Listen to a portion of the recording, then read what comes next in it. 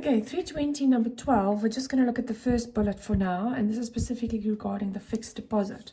There's something here that might be familiar from mathematics, but you reinvest your interest every single month. But they do note that there's 2 months missing, so somehow you have to work out what those 2 months are. It's 8% per year, and then they mention again, it's compound interest, interest on interest. So this is the key where the whole catch is, that once you've earned interest, you reinvest it, you put it back in the deposit.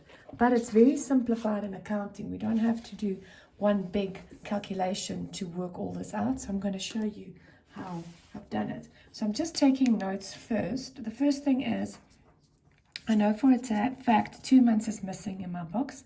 They're outstanding. And then I also know that I'm working with 8% on an annual basis. The fixed asset is 17,000 Rand. Okay, so if I take 8%, there's just one problem. I cannot say 2 over 12.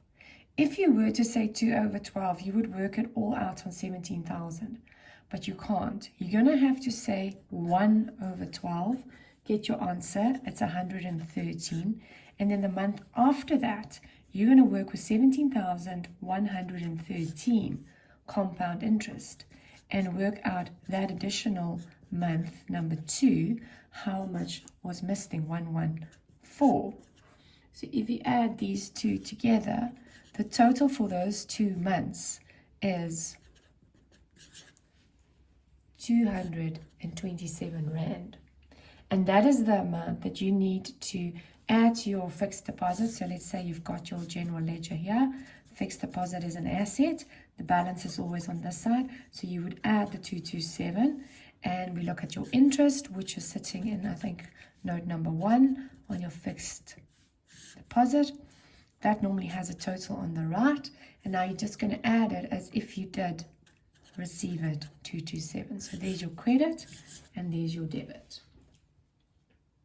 Just regarding that 10,412 that they mentioned that's going to mature, that only shows up in your financial statements. It's not actually a transaction.